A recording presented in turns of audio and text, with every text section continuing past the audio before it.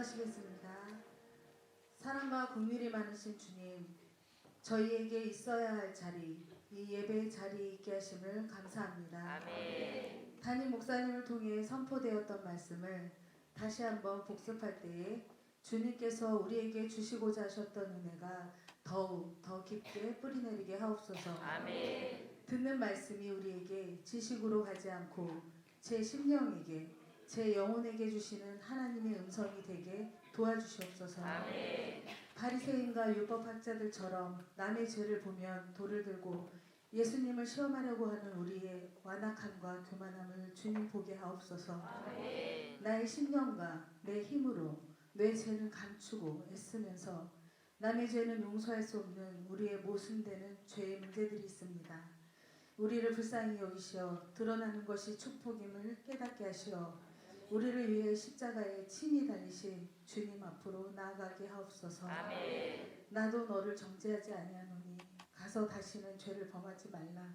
말씀하시는 주님의 음성이 또렷이 들리는 예배되게 하옵소서. 아멘. 우리를 죽기까지 사랑하시는 참 하나님, 참 사랑이신 예수님의 이름으로 기도합니다. 아멘. 아멘. 할렐루야. 아멘. 오늘 방송실 좀 그 상태가 안 좋아서 실시간 예배가 되지 않습니다. 이쯤 되면 우리가 눈치채야죠. 은혜가 얼마나 크려고 그러는지. 아멘. 저도 한번 해보겠습니다. 서로 옆에 있는 분에게 축복하겠습니다. 참 잘 오셨습니다. 말씀해보세요. 또 우리에게 오늘 좋은 일이 일어납니다. 하나 더 선포하겠습니다. 하나님은 언제나 옳습니다. 하나님은 언제나 옳습니다. 감사합니다. 자, 오늘 그 방송실에서 음원도 만들어 놓은 게 있는데 그게 아마 다 안 되는 걸로 알고 있어요. 근데 은혜 받는 사람들은 여기에 이 자리에 어린 아이가 서도 은혜 받을 줄 믿습니다. 아멘. 오늘 말씀은 1월 24일 수요 예배를 통해 선포된 말씀 요한복음 8장 1절에서 11절 말씀입니다. 저와 여러분이 교독하시겠습니다. 예수는 감난산으로 가시니라. 아침에 다시 성전으로 들어오시니 백성이 다 나아오는지라 앉으사 그들을 가르치시더니 서기관들과 바리새인들이 음행 중에 잡힌 여자를 끌고 와서 가운데 세우고 예수께 말하되 선생이여 이 여자가 간음하다가 현장에서 잡혔나이다. 모세는 율법에 이러한 여자를 돌로 치라 명하였거니와 선생은 어떻게 말하겠나이까.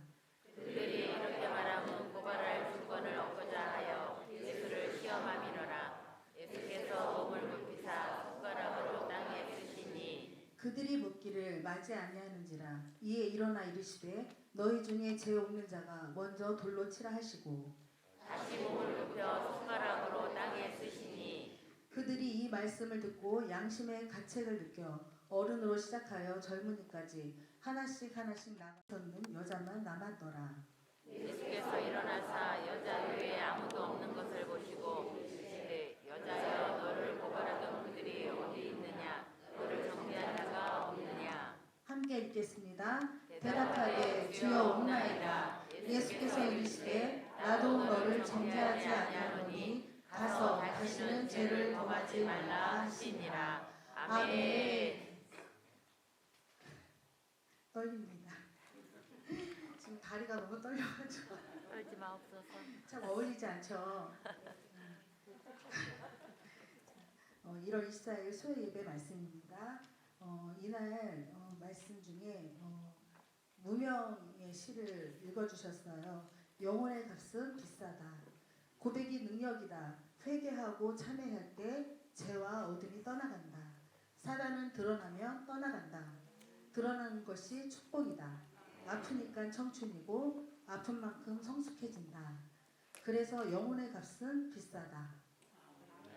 마치 간음하다가 잡힌 여인의 모습을 보고 쓴 시처럼 그렇게 기록되어진 시였습니다. 가늠하다가 잡힌 여인을 서기관과 바리새인들은 적개심과 판단과 정죄를 하면서 이렇게 말하고 있습니다. 왜 그들이 여인에게 분노하는지는 이렇게 말합니다. 3절에 서기관들과 바리새인들이 음행 중에 잡힌 여자를 끌고 와서 가운데 세우고 예수께 말하되 선생이여 이 여자가 가늠하다가 현장에서 잡혔나이다. 모세는 율법에 이러한 여자를 돌로 치라 명령하였거니와 선생은 어떻게 말하겠습니까? 라고 말하고 있는데 그 이유는 6절 상반절에서 말하고 있습니다. 6절 함께 읽으시겠습니다. 그들이 이렇게 말함은 고발할 조건을 얻고자 하여 예수를 시험함이로라. 예수님을 시험해서 고발하기 위해 가늠하다 잡힌 여인을 끌고 온 그림입니다. 이 현장에서 예수님께서 가서 다시는 죄를 범하지 말라 말씀하시는 이 이야기는 성경 속 이야기이거나 어느 특정한 사람에게만 해당되는 것이 아니라 오늘 우리 모두에게 다시 죄를 범하지 않을 수 있는 그 길을 우리에게 약속의 말씀으로 주신 줄 믿습니다. 아멘. 그래서 다시 죄를 오늘 제목이 제가 말씀 안 드렸네요. 제목이 다시 죄를 범하지 않으려면입니다. 그래서 다시 죄를 범하지 않으려면 첫 번째는 드러나는 것이 은혜요 축복임을 알아야 합니다. 아멘.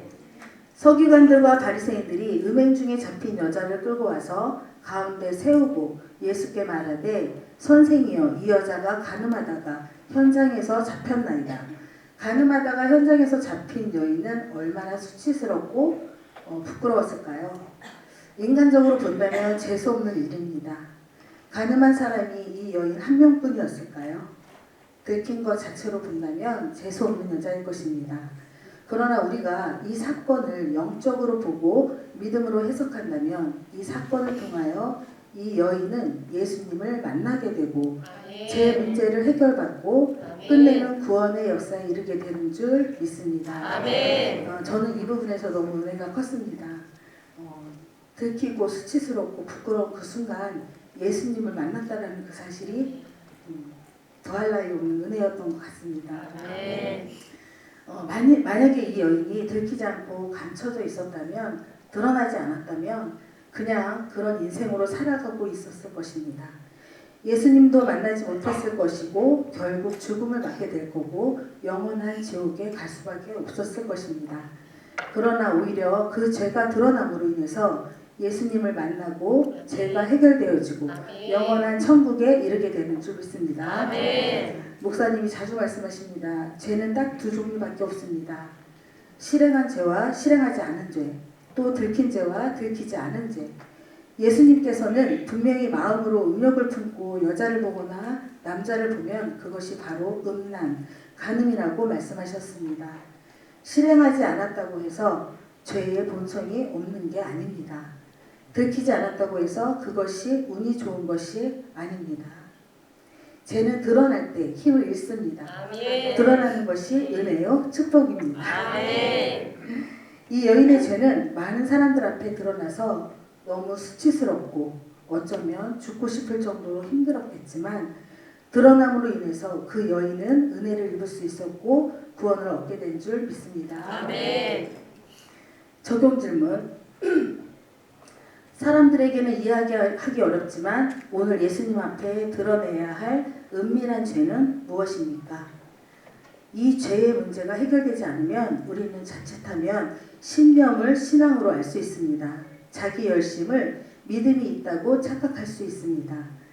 두 번째 적용 질문은 안전한 소그룹 안에 드러내야 할 나의 죄는 무엇입니까?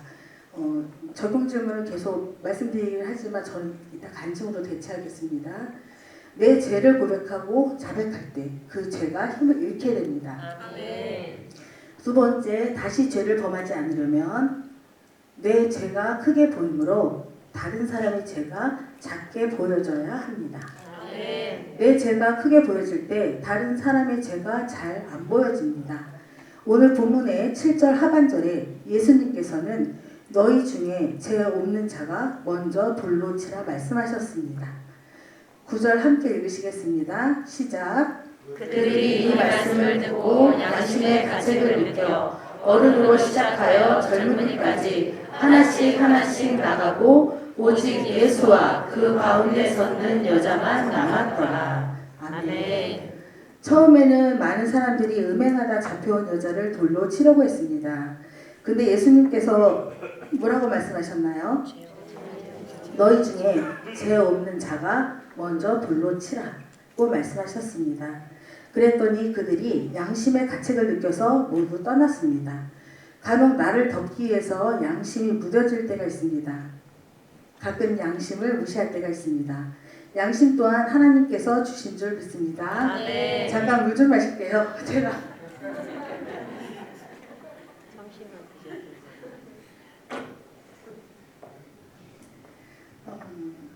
내로남불, 내가 하면 누메스, 남이 하면 불륜. 저는 이 말이 이렇게 은혜가 될 줄은 꿈에도 생각 못했습니다. 오늘 저의 고백 중에 하나이기도 하고요. 우리 안에는 내가 하는 것은 다 정당화되고 내 허물은 그럴 수 있다라고 합리화시킵니다. 그러나 다른 사람의 작은 허물이나 작은 실수는 절대 허용하지 않습니다. 지금 이 시대에 내로남불이 아이콘이 된 것처럼 이것이 세상 사람들의 이야기일까요? 아닙니다. 바로 저의 이야기이고 어쩌면 여러분의 이야기일 것입니다. 다시 죄를 범하지 않으려면 내로남불에서 내불남모로 바뀌어야 되겠습니다. 한번 지금 화면에 나온 저 말씀, 저 단어를 함께 읽겠습니다. 시작! 내로남불에서 내불남모로 갈아타야 합니다. 아멘. 정말 내가 이 앞에 쓴 것처럼 이렇게 함께 호응해 주셔서 너무 감사해요. 내가 하면 불륜, 큰 죄입니다. 다른 사람이 하면 그럴 수 있다라고 해야 합니다. 그것이 바로 복음이고 그것이 바로 예수님의 우리를 향한 사랑인 줄 믿습니다. 아멘. 다른 사람의 허물이 보이고 단점이 보이고 약점이 보이면 빨리 깨달아야 합니다. 내 안에는 더 큰 허물이 있다는 것입니다. 그것을 인식하는 사람만이 점점 죄를 이길 수 있을 줄 믿습니다. 아멘. 마태복음 7장 3절에서 5절 말씀 함께 읽겠습니다. 어찌하여 형제의 눈 속에 있는 티는 보고 내 눈 속에 있는 들보는 깨닫지 못하느냐. 보라, 내 눈 속에 들보가 있는데 어찌하여 형제에게 말하기를 나로 내 눈 속에 있는 티를 빼게 하라 하겠느냐. 외식하는 자여, 먼저 내 눈 속에서 들보를 빼어라. 그 후에야 밝히 보고 형제의 눈 속에서 티를 빼리라. 아멘. 너무 많이 듣던 말씀이시죠? 근데 내 눈 속에 들보가 있다는 것을 인정하기가 그렇게 쉽지는 않습니다. 내 눈 속에 들보가 빠질 때 형제의 눈 속에 티를 빼는 것을 도와줄 수 있을 줄 믿습니다. 아멘. 다른 사람의 죄와 허물이 보일 때 나의 죄와 허물을 볼 수 있는 사람, 그런 사람이 죄로부터 죄를 끊고 나올 수 있는 은혜가 있을 줄 믿습니다. 아멘. 많이 들어보셨습니다. 구속사란 그 사건과 그 사람으로 인해서 내가 변화되어지고 내가 구원받는 것입니다.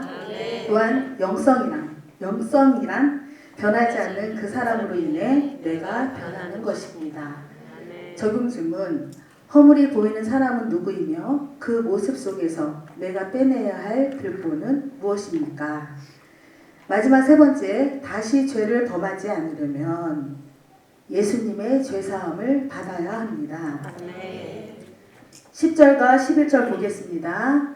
시작. 예수께서 일어나사 여자 외에 아무도 없는 것을 보시고 이르시되 여자여 너를 고발하던 그들이 어디 있느냐? 너를 정죄한 자가 없느냐? 대답하되 주여 없나이다. 예수께서 이르시되 나도 너를 정죄하지 아니하노니 가서 다시는 죄를 범하지 말라 하시니라. 아멘.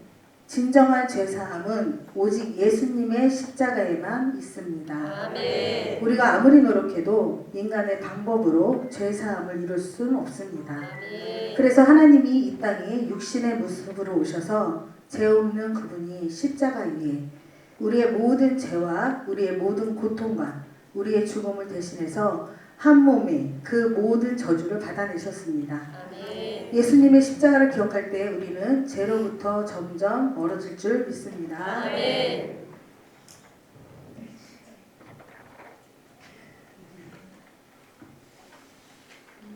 영상을 하나 보겠습니다.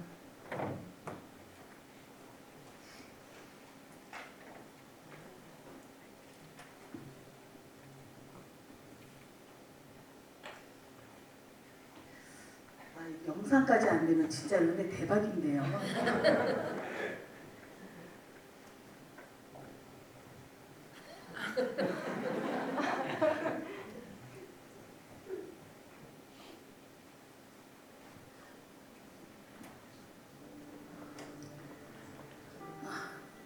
이 영상 많이 보셨죠? 저희가 성찬식 때 틀어놓고 보는 영상입니다. 제가 몇 개월 안 되는 초신자일 때 그때 저희 셀리더이신 오은경 집사님이 비디오 테이프를 하나 빌려주셨습니다. 제가 앞으로 믿어야 할 예수님의 이야기 패션 오브 크라이스트입니다. 지금 나오는 영상이 그 영화의 한 장면입니다. 저는 그때 좀 화가 났었어요. 많이 속상도 했고요.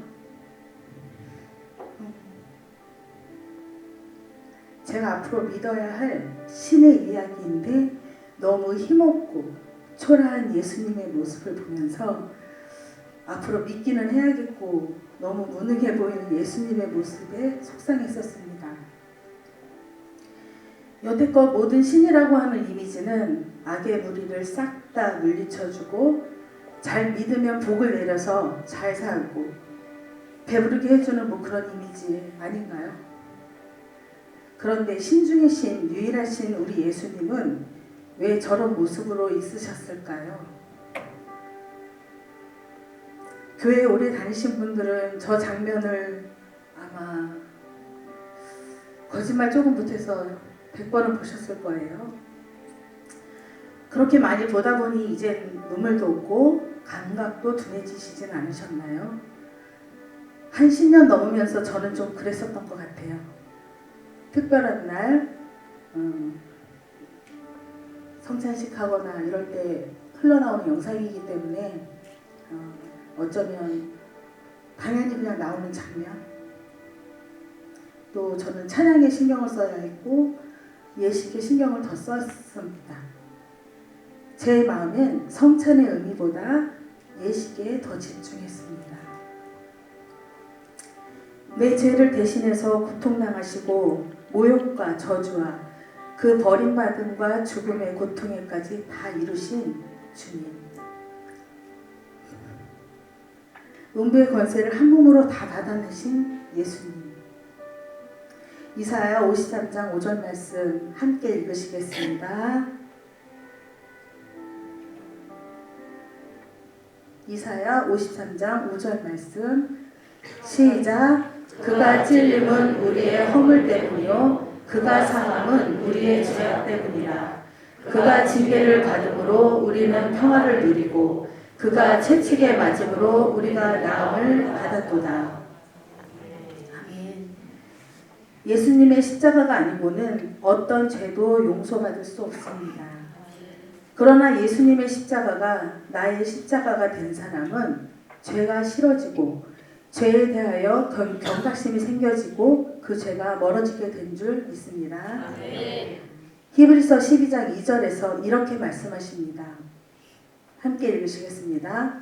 믿음의 주요 또 온전하게 하시는 이인 예수를 바라보자. 그는 그 앞에 있는 기쁨을 위하여 십자가를 참으사 부끄러움을 개의치 아니하시더니 하나님 보좌 우편에 앉으셨느니라. 아멘. 내 힘으로 감당할 수 없을 때에 예수님의 십자가가 묵상되어지고 그 십자가 위에 계신 예수님의 눈빛을 본 사람은 어떤 사람과의 관계나 내 안의 연약함은 눈 녹듯 사라지게 되는 줄 믿습니다. 아멘. 우리가 받은 구원은 하나님이 하나님의 생명을 버리시면서 우리를 건져내셨고 우리를 살려내신 것입니다. 아멘. 그래서 다시 죄를 범하지 않으려면 그 십자가를 바라보면서 죽음으로 끝나지 않고 죽음 이후에 영원한 천국이 있다는 것, 그것을 볼 수 있는 사람들이 죄로부터 극복하게 될 줄 믿습니다. 아멘. 그 앞에 있는 기쁨은 바로 저와 여러분의 구원입니다. 아멘. 영원한 지옥으로 떨어질 수밖에 없는 우리들을 건져내는 기쁨을 위해서 십자가를 참으셨습니다.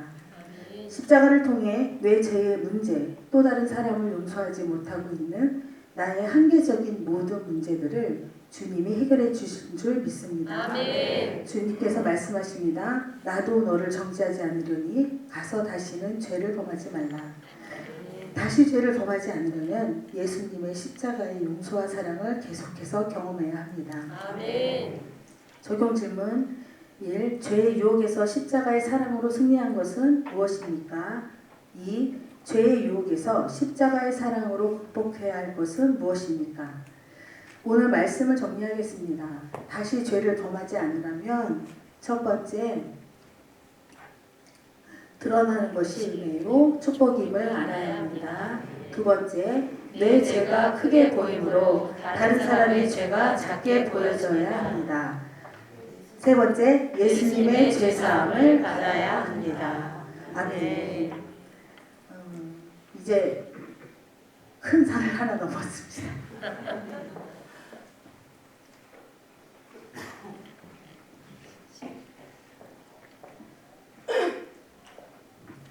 저는 교회 다니기 전에 알코올 중독자 아버지로 인해 가정환경 거의 매일 전쟁을 치르듯 살았고 세상에 대한 알 수 없는 원망으로 가득 찼었던 토끼 어린 사람이었습니다.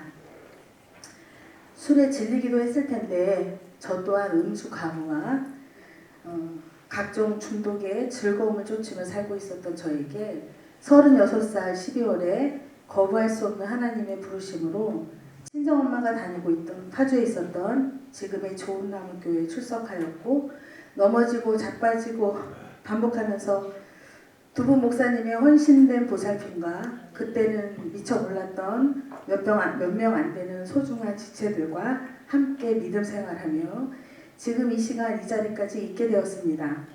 우선 저는 지금 광야의 한복판에 있습니다. 이 원고를 쓸 때는 한복판이었는데요. 지금 이 시간에는 주님의 도우심으로 지금 이 광야를 다 지나고 있음을 믿습니다. 아멘.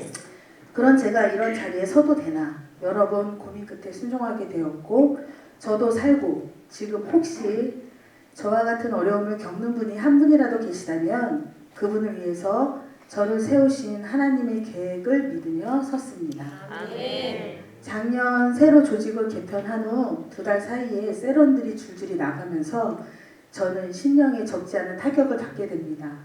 그때 저희 가정에 큰 일을 겪고 있는 상황이어서인지 저에게 데미지가 크게 왔습니다. 이미 번아웃 상태였었기 때문에 그때 저는 이참에 교회 일들을 좀 쉬고 싶다라는 생각이 가득했었습니다. 그러는 중에 셀도 다시 결성되었고 뭐 그럭저럭 지내는 것 같았어요. 그러나 언제부터인지 제 안에 최 목사님을 비롯해서 모든 상황 가운데 왜? 라는 의문이 드는 일들이 많아졌습니다. 왜? 라는 씨앗은 계속 심어지고 싹이 나고 자라기 시작했습니다. 여러분들 혹시 매년 조직 개편할 때 내가 하고 싶은 직분에 배정되지 않거나 내가 하고 싶지 않은데 권면을 받아 마음의 부담이 크셨던 경험 있으실까요? 있으신 분 계실 거예요. 저는 15년 정도 셀리더와 청년부를 겸하면서 쉬지 않고 달려왔습니다. 그러기에 제게는 어쩌면 일꾼이 모자른 저희 교회 사정상 너무나 당연하게 맡아서 해야 할 일이라고 생각했었습니다. 어떤 분이 저한테 말씀하시더라고요. 최 목사님께서 교사를 좀 해보면 어떻겠냐 그랬는데 본인이 못한다고 해놓고선 더 권하지 않았다고 마음이 어렵다고 저한테 말씀하시는 분이 계시더라고요. 이처럼 교회 직분은 한 해의 교회의 방향성과 직접적으로 함께해야 할 중요한 자리이기도 합니다. 이번 24년 조직을 새로 짜고 발표하기 며칠 전 아까 말한 것처럼 너무나 당연히 제가 한다라고 생각했던 것들이 확 뒤집어지면서 조금은 당황했고 그 과정 중에 제 마음은 상하게 되었습니다. 그러나 그 모든 일들이 주님 손에 있음을 어렴풋이라도 믿고 있었기에 상한 마음을 드러내거나 어려워하지 않으려 노력했었습니다. 저는 이런 일에 제가 마음이 상하는 일이 제게 없을 줄 알았습니다. 하지만 그런 일들이 종종 이렇게 있을 때 믿음의 이렇게 지체들이 이겨내는 모습을 이미 봤기 때문에 저도 좀 기대하는 마음으로 내심 기대하는 마음으로 임하고 있었습니다. 이제 그러던 중 최 목사님과 상담을 하게 되었는데 뜬금없이 최 목사님께서 해수권사야 결국 엄마 친정 엄마 일이 해결돼야 돼 이러시더라고요. 이 타임에 웬 엄마가 나와요. 지금 그 배정되는 과정 중에 제가 마음이 상했던 부분이었었는데 엄마 얘기를 하시더라고요. 예배에 대해 묻는 수가성 여인에게 남편을 데려오라는 예수님의 뜬금없는 말씀처럼 제 인생에 더 이상 거론되고 싶지 않은 문제를 결국 최 목사님을 통해 드러내셨습니다. 2년간 친정엄마 얘기가 두어 번 거론됐었는데 그때마다 제 얼굴이 안면 마비가 되는 증상이 생기면서 누구도 저한테 얘기할 수 없었던 문제였기도 했습니다.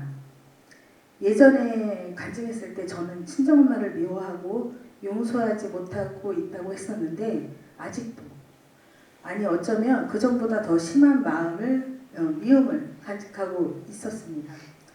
언제나 관계가 문제가 생기면 제가 머리 숙여 들어가야 했고 그 일들이 반복되어지면서 지쳐 있었는데 2년 전쯤 여기 교회도 오셨고 간증도 하셨었는데 제가 내경색이 있었잖아요. 그리고 이제 믿지 않는 남편으로 인해서 제가 이제 힘든 것을 걱정했었던 친정엄마는 교회 일을 좀 줄였으면 하는 마음으로 제가 원하지 않는 행동과 말을 하면서 언쟁이 시작되었고 그 일로 엄마는 예수님을 부인하고 극단적인 소동까지 일으켰습니다. 저는 더 이상 친정엄마를 더욱 더 용서할 수 없었습니다. 이번엔 엄마가 먼저 사과하기 전엔 내가 먼저 할 일이 없을 거라 다짐했었습니다. 사실 교회 어르신들이 타주에서 교회 다닌다고 열심히 다닌다고 칭찬해 주시고 표현해 주셔도 제가 살갑게 다가가지 못하는 저의 속마음은 친정엄마랑의 관계는 안 좋으면서 다른 어르신들과 친근하기가 좀 꺼려졌었습니다. 그러면서도 혹시 나와의 관계로 비관해서 죽으시면 어떡하지? 근데 이제 엄마가 죽으실까봐 걱정되는 것보다 그러면 나는 불효자가 되어 다른 사람의 손가락질을 받으면 어떡하지라는 생각으로 편한 마음으로 있을 수 없었습니다. 엄마는 내가 너의 걸림돌 같으니 나만 없어지면 끝나겠네 하면서 칼날처럼 제 마음을 쓰리게 했었습니다. 근데 진짜 저에게 엄마의 존재는 걸림돌 같았습니다. 기도의 시간 저는 눈물과 펑펑 울었습니다. 하나님께 저는 엄마를 용서하기 싫다고 목이 쉬도록 울었습니다. 이런 기도 제목이 있을 때 많이들 울잖아요. 저도 그날 그냥 울었을 뿐이에요. 근데 저에게 은혜가 임했습니다. 한참을 울던 중 전능자 하나님을 향해 나의 상처를 주장하고 있는 저의 완악함이 인지되었습니다. 아, 내가 완악하구나. 그것을 아는 순간 내 힘으로 안 되는 이 미움의 문제를 해결해 주시고 싶으신 하나님의 마음을 알게 되면서 힘들지만 기대가 되는 마음 또한 공존했습니다. 목사님께서 요즘 팔복에 대한 설교를 하셨는데 저는 이미 심령이 너무 가난하게 되었고 애통하는 자가 되어 있었습니다. 그래서였을까요? 말씀이 전과 다르게 아프지만 귀로 들리기보다 심령에 꽂히게 들리기 시작했습니다. 말씀이 들리는 것이 축복이라 하셨는데 말씀마다 저를 조명하셨고 왜 은혜인지 제 심령 밑바닥에 감춰져 있던 죄들이 다 드러나고 그 죄들이 인정되어지게 되었습니다. 죄의 물결이 쓰나미처럼 제 심령을 강타했습니다. 그 시간들을 견뎌야 했습니다. 선한 것 하나 없는 나를 주님께 맡기며 인내해야 했습니다. 그렇게 제 완악한 마음에 균열이 가기 시작했습니다. 내 죄가 보이기 시작했습니다. 알고 있었지만 머리에 저장될 뿐 가리개 바빴고 합리화했었던 죄들이 가슴으로 내려오기 시작했습니다. 그런 저에게 주님은 기상오기를 통해 수가성 여인에게 다가가신 것처럼 저에게도 오셨습니다. 다섯 남편처럼 의지하고 세상 즐거움에 취했음을 보게 하셨고, 베데스다 연못에서도 아픈 상처에 묶여있지 말고 누군가를 원망하지 말고 저에게 일어나가라고 말씀하셨습니다. 오늘 본문에 음행하다가 걸린 여인처럼 저도 이곳에 섰습니다. 그 전에 돌을 들고 있었던 무리에 속해 있기도 했었습니다.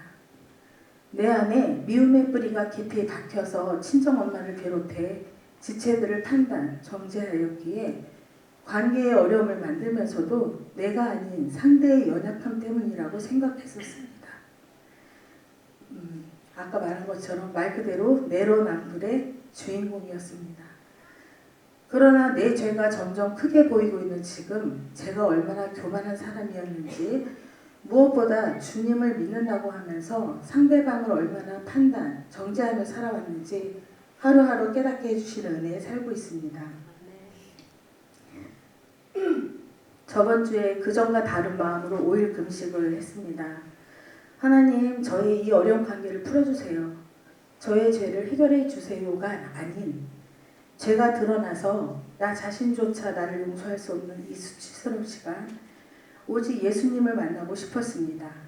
이 흉악한 결박에 묶여서 예수님의 참사랑을 입으로만 얘기할 뿐 내 삶에 살고 있지 않은 그냥 지금 내 모습 이대로 주님을 만나고 싶었고, 십자가에 달리신 예수님의 눈을 보기를 원하는 마음이었습니다. 그래서인지 배도 하나도 고프지 않았고요. 그 다음에 또 제가 식탐료가 다 있어서 보호식이고 뭐 그런 거 하나도 없었는데 자동으로 보호식도 3일 동안 하게끔 하셨고, 저는 2살 터울 남동생이 하나 있습니다. 어릴 때부터 사고를 종종 치던 남동생은 우리의 걱정거리였고 이혼까지 했지만 지금은 재혼해서 잘 살아주는 것만으로도 지 몫을 하고 있다고 생각했습니다.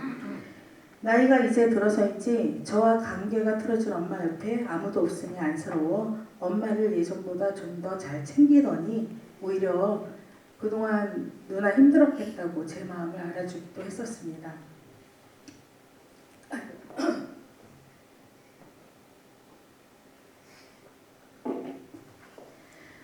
금식하는 중에 남동생에게 전화가 왔습니다. 평소 동생 부부는 명절이면 자녀가 없으므로 외국으로 여행을 많이 가는 편인데 이번 명절에 우리 가족끼리 함께 식사하면 어떨까 제안하는데 그러자 제가 했습니다. 조심스럽게 엄마 모시고 가도 되겠냐고 물어보는 겁니다. 예전 같으면 분명히 싫다고 했을 텐데 하나님이 저에게 주신 기회임이 틀림없기에 그래 만나자 했습니다. 2월 9일 내일 모레 만나기로 했습니다. 할렐루야. 아멘.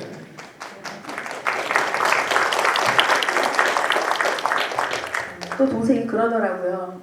누나한테 미안하면 짧은 문자라도 보내라는 동생의 겉면에 그렇게 하지 않는 엄마가 저도 내심 기다렸었거든요.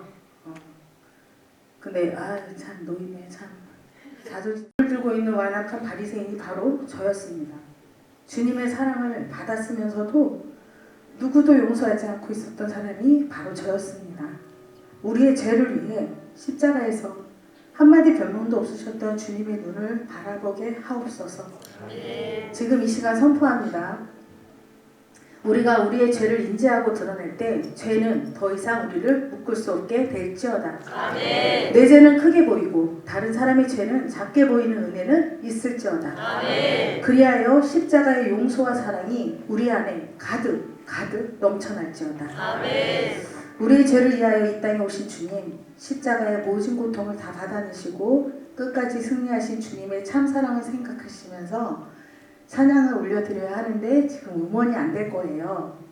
음원 안 되죠? 돼요? 네. 자, 나의 죄를 씻기는 한번 찬양 올려드리겠습니다.